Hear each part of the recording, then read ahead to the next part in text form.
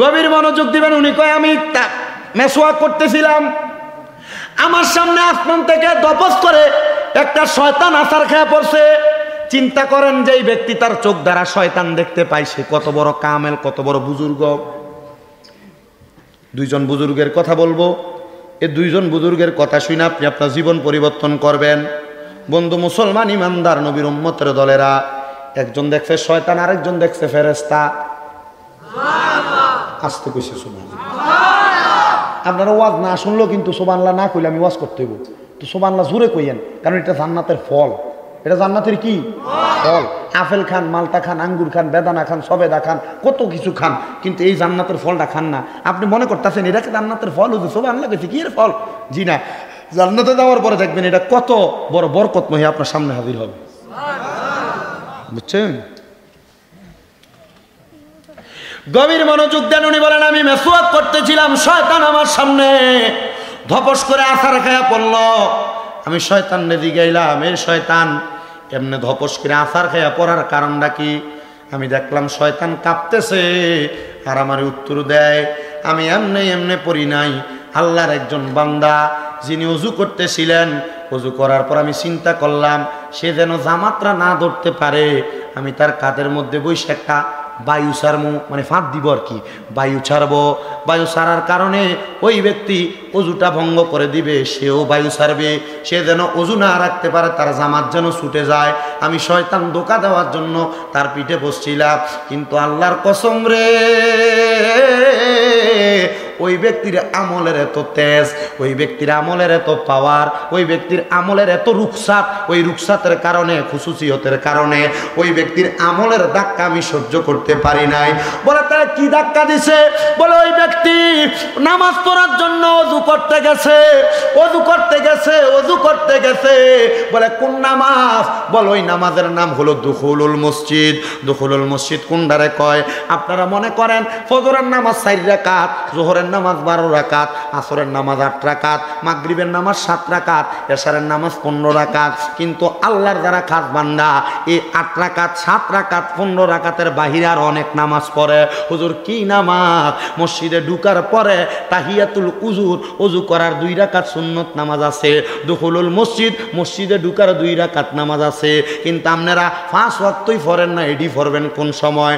বলে ওই আল্লাহর বান্দা তাহিয়াতুল উজুর নামাজ পড়বো, সে যেন নামাজটা না পড়তে পারে, আসরের নামাজের ওয়াক্তটা যেন হয়ে যায়, এই জন্য আমি তারে ধোঁকা দেওয়ার জন্য যে তার ঘাড়ের উপরে মটকাইয়া বসছিলাম। বলে তাইলে কেন কেন কেন তুমি এই বান্দার কাছ থেকে এখানে ধপস করে পড়লা? বলে এই বান্দা ওযু করার পরে তার ডান হাতের শাহাদাত আঙ্গুলটা আসমানের দিকে উঠাইয়া কালিমা শাহাদাত পড়ছে। কালিমা শাহাদাত পড়ার কারণে বান্দা যখন তার ডান হাতের শাহাদাত আঙ্গুলটা উপরের দিকে উঠছে, আল্লাহর কসম তার শাহাদাত আঙ্গুলটা উপরের দিকে উঠাইছে, এই ধাক্কা আমি শয়তান সহ্য করতে পারি না। চিন্তা করেন একজন আমলওয়ালা ব্যক্তির শাহাদাত আঙ্গুল নিচ থেকে উপরে ওঠার ধাক্কা যদি একটা শয়তান সহ্য করতে না পারে, তাহলে আপনি আমি যদি নেক আমল করি, আপনার আমার আমলের ধাক্কা শয়তান সহ্য করবে দূরের কথা, শয়তান আপনারা দেখলোই 40 হাত দূরে দিয়ে হাঁটবো। যেমন ভাবে হযরতে মুসা নবী আর ওমর রাদিয়াল্লাহু তাআলা ঘুরে দেখলে হাঁটতো। মুসা নবীরে দেখলে শয়তান দূরে দূরে 40 হাত দূরে দূরে হাঁটতো। হ্যাঁ, লাঠিয়া ছিল তাতে। মুসা আলাইহিস সালামের হাতে কি ছিল?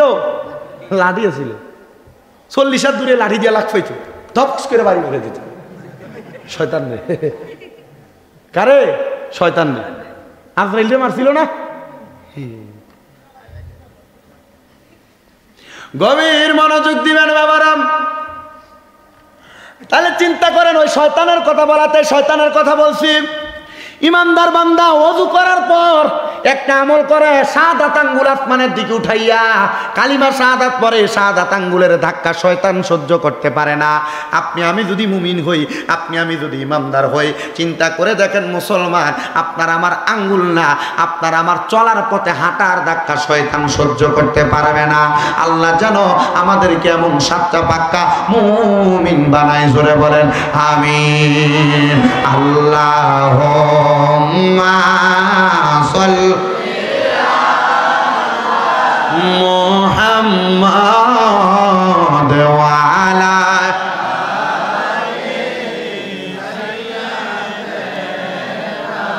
মুহাম্মাদ ওয়া আলা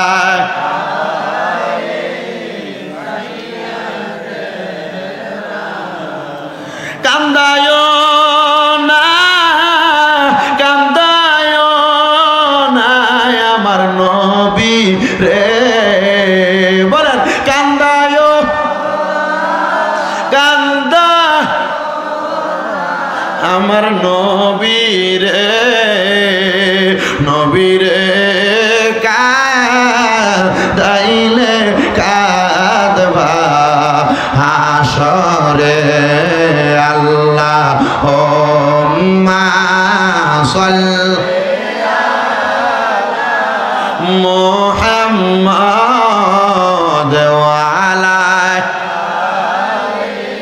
সাইয়্যিদিনা মুহাম্মাদ ওয়া আলা জোরে জোরে জোরে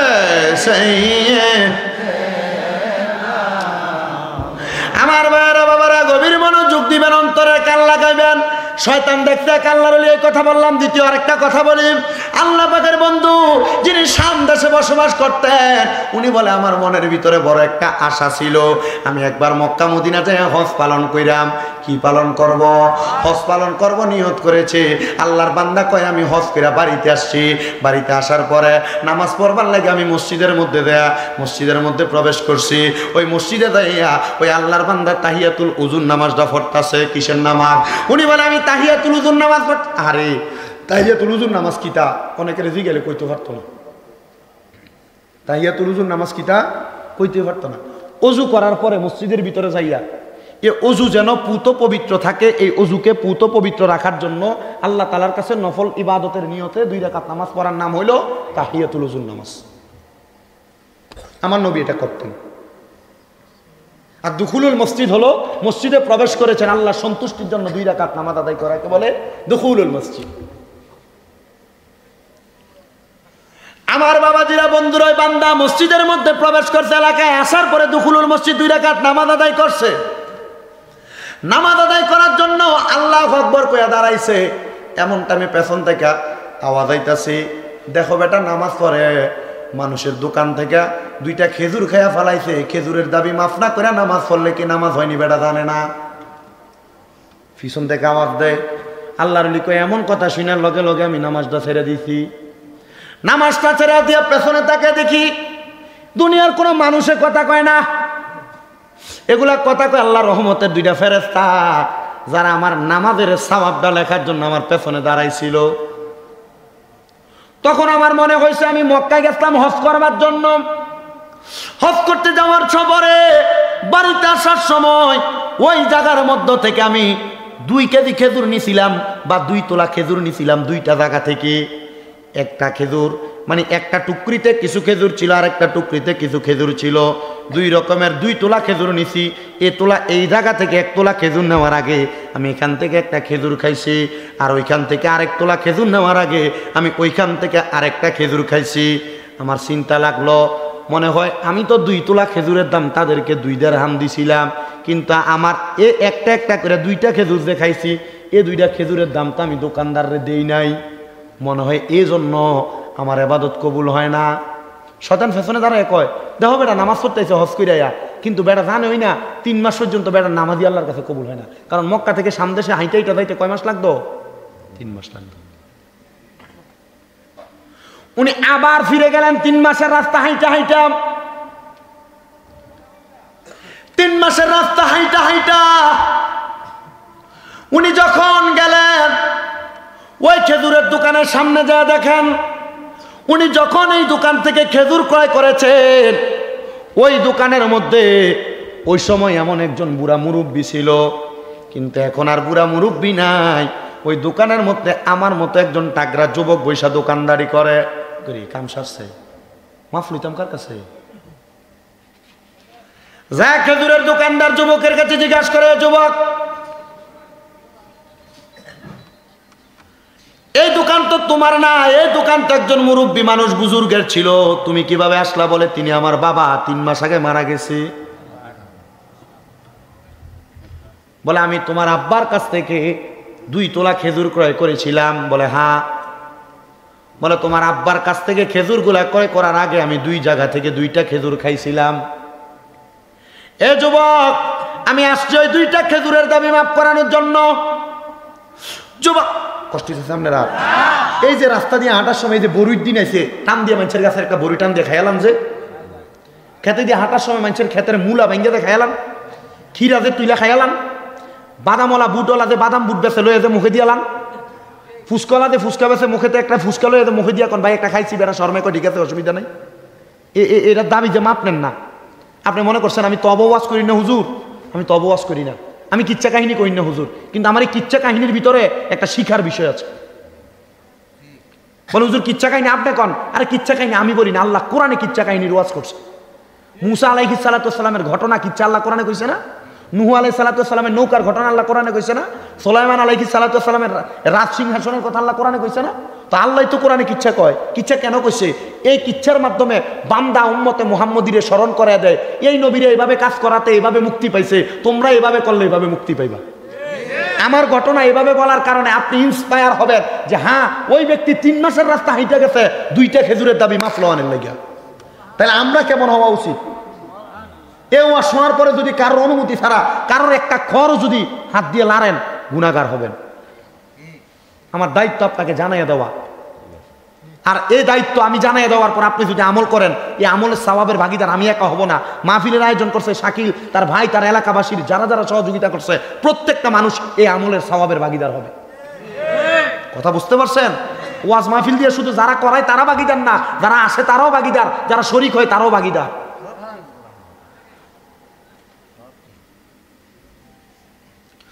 উনি বলেন আমি 2টা খেজুর খাইছিলাম, ওই 2টা খেজুরের দাবি মাফ করানোর জন্য আসলাম। বলে 2টা খেজুরের দাবি যেহেতু মাফ করাইতে আসছেন, আমার আব্বাজান 3 মাস আগে মারা যাওয়ার পরে আমার আব্বাজানের দোকানটারে 2টা ভাগ কইরা আমরা 2 ভাই নিয়ে গেছি। 1 ভাগ আমি করতেছি, আর 1 ভাগ আমার ভাই এখান থেকে আরো 30 দিনের রাস্তা দূরে সেখানে দোকানদারি করতেছি। কাম সারছে না? হ্যাঁ, ওয়াজ কি অনশেষ করে শুরু করে দিতাম, কইলে ওয়াজ করে আর পরে আগে ওয়াজ নাকি? ঠিক আছে, ওয়াজ শেষ মোটামুটি গনাই লেছে। আমি ওয়াজই করি এমনি কম, একটু কম আর কি, অসুবিধা হইব নি কোন আপনার? আর ওই আমার জোবাইর কামাল ফিসা বুঝুরে মনে হয় 18 তারিখ দাবাত দিচ্ছে, তবে রাইতের 1টা বাজে দেবো আইতে, অসুবিধা। আমার আরেকটা মাহফিল আছে ফইট, 18 তারিখ আবার আমার পরীক্ষা দিয়ে 5টার দিকে বাড়িয়ে এরপর আইতে। আল্লাহ জানে কি অবস্থা, জানি আমার জীবনটা আং রয়ে গেছে, আংরা একবার শেষ, সালিমারি হয়ে গেছে আমার। বুঝতে পারছেন? আমার এই ডেটটাতে আমি শাকিল বাইরে দিছি দেওয়ানোর আগে আমি আমার এই ডেটটারে 19 জনের দিছিলাম। কয়জন? 2 দিনে 19 জনের এই ডেটটা দিছি। এই ডেটে আমার মাহফিল ছিল বরুরাতে কুমিল্লা, আমি মাহফিলটা কাইটা দিছিলাম। কাইটা মানে ওইখানে এদের ওই যে লাইলাতুল মেরাজ হওয়ার কারণে এরা বলছে রমজান মাসে মাহফিলটা করবে। তারপরে আমি এই ডেট খালি দেখা যারাই কল দেয় কইছে 8 তারিখ খালি, যারাই কল দেয় 8 তারিখ খালি, যারাই কল দেয় 8 তারিখ খালি, এমন 19 জনের দিছি। আমি কিছু আপনি 20 নাম্বার আপনাকে অ্যাডভান্স পাঠাইলে আমি আপনার ডেট দিব। হ্যাঁ, এর লেগে মনে তারা উড়া করে অ্যাডভান্স পাঠাইছি। শাকিল পাইছি কেমন, এটা শাকিলে জানে। আমার বাবা যারা বন্ধুরা গভীর মনোযোগ দেন, কয় আমি একটা খেজুরের দাবি মাফ করতে পারবো, কারণ যেহেতু আপনি 2টা খেজুর খাইছেন, 2টা খেজুরের মালিক 2 জন ভাই, একটা খেজুরের দাবি মাফ করাইতে হইলে আপনারা আরো 3 মাস হাইটা দেওয়া লাগবো। আরে কই কাম সারছে নি মেরে দিছে। উনি বলেন আপনি মাফ করছেন কিনা? বলে মাফ করছি। উনি বলে এই সোজা আপনি 3 মাস হাঁটেন, সোজা 3 মাস হাইটা যাইয়া ওই একটা খেজুরের দাবি মাফ করাইছে। একটা খেজুরের দাবি মাফ করাইয়া 3 মাস 6 মাস হাইটা বাড়িতে যাইয়া ওই যে দুখুলুল মসজিদ 2 রাকাত নামাজ পড়তে লাগছিল, আবার মসজিদে গেছে নামাজ পড়বার লাগা। আল্লাহু আকবার। এমন টাইমে ফ্যাশন থেকে ফেরেশতারা আওয়াজ দেয়, এরে তুই তোর গুনার খাতাটা খুলিস না, কারণ এ ইবাদত করি না সাধারণ না, দুইটা খেজুরের গুনাহ মাফ করাইবার লাগা, খেজুরের দাবি মাফ করাইবার লাগা 6 মাসের রাস্তা আডুইন না বেড়া। এ বেড়ার ইবাদতে কোনো ত্রুটি থাকতে পারে না।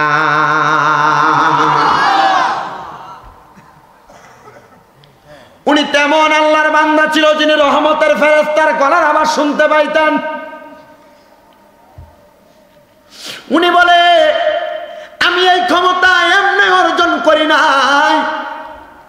আমার একজন উস্তাদ ছিল যিনার নাম হযরতে আব্দুল্লাহ ইবনে সাহাল রাহমাতুল্লাহ আলাইহি। আমার উস্তাদের কাছ থেকে আমি ওনার ইবাদতের যোগ্যতা অর্জন করেছি।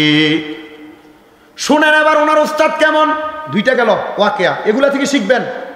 এই ঘটনা আগের ঘটনা থেকে শিখছেন ইবাদতে বাড়ি আর পুক্ত হইলে শয়তান দেহন যায়। এখনের ঘটনা থেকে শিখছেন যে ইবাদতে পুক্ত হইলে ফেরেশতার আওয়াজও শোনা যায়। আবার সামান্য বিন্দু পরিমাণ কারোর সরিষা পরিমাণ খাইলে ইবাদত কবুল হয়। একটা খেজুর শুধু খাইছে এক জায়গা থেকে আরেকটা থেকে আরেকটা, দুইটা খেজুর খাওয়ানোর কারণে 3 মাস ইবাদতই কবুল হইছে না। তারপর মানুষের থেকে কিছু কুইটা মুইটা অনুমতি ছাড়া খাওয়ানোর আগে হিসাব করে খাইন। বুঝছেন নি ভাই সাহেব, বুঝছেন নি ভাইও? এবারটা তো পুরাই বুঝে লেছে। দেখেন দি ও কাকা, কাকা না না উত্তর হাজত আছে, বুঝছি, আমি তো নাম বুঝি না। হ্যাঁ যান যান, অসুবিধা নেই, যান। কি তো হ্যাঁ না বাবা, অন যদিও যান তাবারুকের সময় আইয়েন, কারণ তাবারুক খাওয়াই না, মানুষ লাগবো না আমরা মোটামুটি অন ফ্যান্ডেল ফুরা আর কি। তাবারুকের সময় আরো ভালো মানুষ লাগবে সবাই। তাহলে উনি যে উস্তাদের কাছে শিখছে, ওই উস্তাদের আরেকটা ঘটনা বলি, শুনবেন না ইনশাল্লাহ? আসেন তো ইনশাল্লাহ। ওই উস্তাদ বলে, আমার অনেক সম্পদ ছিল, সম্পদ থাকার পরেও এই আমরা এলাকার মাঝে মাঝে দেখবেন ফয়সালা আছে, কিন্তু কোনো গরিব গুর মাঝে যদি চায় ভাই সাহেব আমার আল্লাহর রাস্তায় কিছু দিন না, নাই নাই নাই নাই যাও, এমন কয় না? আছে না? টাকা পয়সা আছে, এই হজও করে না, আছে না এমন? জাকাত দেয় না, এর টাকা পয়সা দিয়ে ভালো বুড়া খায়, কিন্তু এলাকার গরিব গুর মারে দান সৎকার করে না, আছে না এমন? মনোযোগ দেন। উনি বলে, আল্লাহ তাআলা আমারে অনেক সম্পদ দিছে, সম্পদ দেওয়ার পরে আমি সাহাল ওই সম্পদের মায়ার মধ্যে পইরা আল্লাহ তাআলার ইবাদত করতে ভুলে গেছিলাম। একদিন আমার একজন মামা, যার নাম আল্লামা রাজি রহমতুল্লাহ আলাইহি, আল্লামা রাজি রহমতুল্লাহ আলাইহি আমার মামা, আমি সাহালরে ডাক দিয়া কয়, বাগিনা রে, কত সম্পদের মায়ায় পড়লা, আর সম্পদের মায়ায় পইরো না। তুমি তো সম্পদের মায়ায় 365 দিনে 364 দিনই সময় দাও, 365 দিন থেকে আমার কি 24 ঘন্টা মানে একদিন আর এক রাত সময় দিবানি? বাগিনা তো মামা এটি কিতা কইলেন? আপনি আমার মামা, আপনারই তো দিমু সময়। আসতেন আল্লামা সাহাল বলে, বাগিনা এমনি আসলে হবে না, আমার কাছে ওযু করে আউন লাগবো। মামা ওযু কেমনে করে এটাই তো আমি জানি না। বলে, বাগিনা 24 ঘন্টা সময় যেহেতু আমার দিবা, চলো আজকে ওযুটা শিখে এলাই। চালাক আর কি, বুঝছেন না কি চালাক? দুই ভাই কুদ্দুস আর মতলব, এরা মোটামুটি অঙ্ক বা মনে করেন পড়ালেখা শিখে তো লাগলে, এরা পড়ালেখা শিখে না, বইটই মেলায় টেলায় দূরে দূরে ফালাই দেয়, বুঝতে পারছেন? দূরে ফালাই দেয়। তো তার বাবা মোটামুটি 8-9 জন শিক্ষকরে এ পর্যন্ত বাদ দিছে, বইসে মেলা ফালাই দেয়। পরে একটা ভালো শিক্ষক, এলাকার সবচেয়ে ভালো একটা শিক্ষক থাকে না, ওই শিক্ষকটা বড় ভালো, ওনার কাছে প্রাইভেট পড়তে যায় বেশি বেশি ফলাফল। ওই শিক্ষককে কইছে, আপনি আমার বাড়িতে পড়াইবেন, সবাইরে পড়াইলে যা বেতন দেয় আমার দিয়ে ফুতেরে পড়াইলে আপনারা আমি এই বেতন দিব। এই কথা শুই না আল্লাহর ওই বান্দা, তারা দুইজনরে পড়ানোর লাগিয়া যখন আনছে, দুই ভাইরে ওই শিক্ষক চিন্তা করলো, আমার আগে 8-9 জন শিক্ষক হার মাইনা গেল, আমিও যদি হার মাইনা যাই, আমার এত নাম দাম, আমি যদি হার মানি এটা তো আমার একটা বড় বদনাম হয়ে যাইব। ওই শিক্ষক যাইয়া ছোট দুই বাচ্চারে কয়, শোনো, আমরা পড়ালেখা কিছু করতাম না, আমরা আজকে প্রথম কাম হইলো, আমার কাছে যেতলা বই আছে আমরা বইটির সিরালাম উঠান দিয়ে, বইটির কি করবো? সিরালাবো। তো শিক্ষকের ছাত্রদেরকে নিয়ে একসাথে বইটা সিরালাইছে। যা যা যা যা যা যা যা। শিক্ষকের ছাত্রদেরকে নিয়ে কি করছে? বইটি টাইমে সিরালাইছে। সিরার পরে বলে, চলো ঠিক আছে, বই দিয়ে তো আমরা সিরিয়াল লাইছি, আমরা মাঠে একটু খেলাধুলাই করি। কুদ্দুস আর মতলব নামকে দুই ভাই মাঠের ভিতরে যাওয়ার পর স্যারে অনেকক্ষণ খেলাধুলা করার পর বলছে আচ্ছা অনেকক্ষণ তো খেলাধুলা করছি, আসো আমরা একটু রেস্ট করি। গাছের নিচে যায় বৈশা ডাক দেখো, কুদ্দুস তুমি বলো তো, এই যে গাছের ভিতরে মনে করো এখানে 5টা পাখি বৈশা রয়েছে, আচ্ছা এখান থেকে যদি 60টা পাখি উড়াল দিয়ে চলে যায় আর কয়টা পাখি থাকে? কুদ্দুস কয় স্যার একটা। মতলব কই ভাই কইস না স্যার আর অঙ্ক শিখে নিতেছে, স্যার আমরা কি শিখা অঙ্ক শিখে নিতেছে। আমরা অনেকে আসি ওয়াজ মাহফিলে আসি, কিন্তু বালা কথা শুনতে লাগলে উঠতে দেখা। আমরা অনেকে আছে ওয়াজ মাহফিল হয় এলাকায়, এ ওয়াজ মাহফিল শোনে করে শুইয়া কিন্তু মাহফিলে এনে চিন্তা করে যদি আমি ভালো হয়ে দেখা। বুঝতে পারছেন? এই কুদ্দুসের মতলবের মতো অবস্থা। আল্লামা রাদি ডাক দিয়ে কয়, হে বাগিনা সুহাইল, চলো একদিন যে তোমার সময় দিবা, একদিন সময় আমি তোমারে ওযুটা কেমনে করে তোমার আমি শিখিয়ে দেই। এবার আল্লামা রাজি হযরত সাহাল রাহমাতুল্লাহ আলাইহি ওযুটা শিখাইছে, শিখাইয়া সকাল থেকে সন্ধ্যা পর্যন্ত সময় কাটানোর পরে আল্লামা রাজি রাহমাতুল্লাহ আলাইহি কয়, ভাগিনা যেহেতু আমার 24 ঘন্টা সময় দিবা, চলো রাত্রে ঘুমানোর আগে আমরা আমার আল্লাহ তাআলার কাছে একটু নফল ইবাদত করি।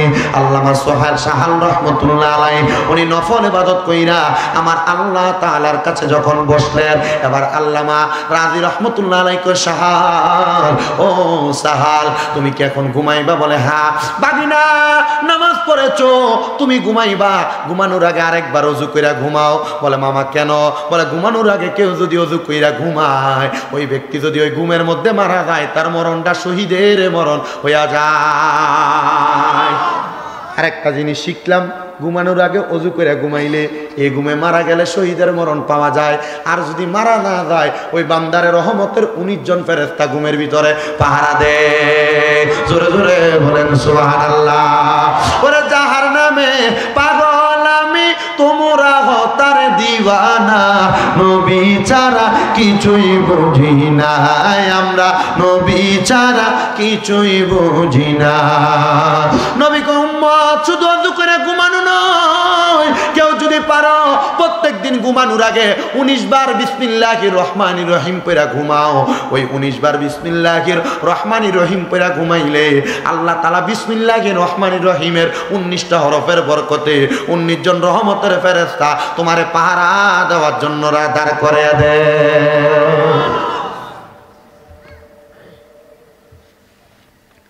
মনোযোগ দিবেন, মনোযোগ। আল্লামা রাজি ওযু করলেন, ওযু করে ঘুমাইলেন। আল্লামা রাজি সম্পদের মালিক, আল্লামা সাহাল রাহমাতুল্লাহ আলাইহি সম্পদের মালিক ঘুমাইছে। পরের দিন 24 ঘন্টা তো মামারে দিছে, পরের দিন থেকে নিজের মতো সম্পদের মায়ায় চলবে। সম্পদের মায়ায় চলার জন্য যখন চলে গেলেন আল্লামা রাজি, উনি চিন্তা করলেন বাগিনারে তো এক রাত জোর করে ইবাদত করাইলাম, বাগিনা যদি এখন ইবাদত না করে আমার কাছে মনে মনে কষ্ট লাগবো।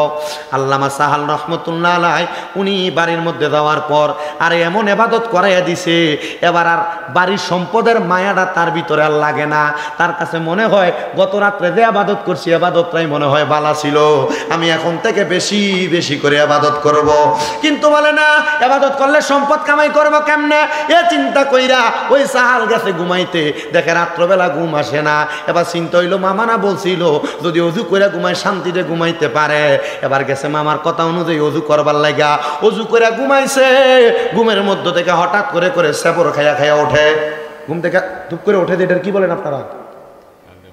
হ্যাঁ, ফালদা ওঠে। হ্যাঁ, ঘুম থেকে ফালদা ওঠে। আমরা কুমিল্লার বাসায় কেউ সেবডা খাইয়া ওঠে। কি খাইয়া? সেবডা খাইয়া ওঠে। ঘুম থেকে ফাল দিয়ে উঠে, ঘুম ভাঙ্গা। ওই সাহাল একদিন না 2 দিন না 7 দিন একটানা এমন ভাবে ফালদা ঘুম থেকে উঠে। হযরতে সাহাল কয়, এই রোগের চিকিৎসা তো আর দুনিয়ার কোন কারোর কাছে নাই।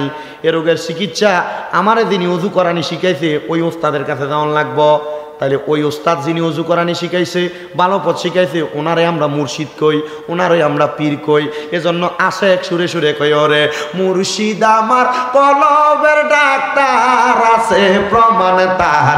মুর্শিদ আমার কলবের ডাক্তার, বলেন মুর্শিদ আমার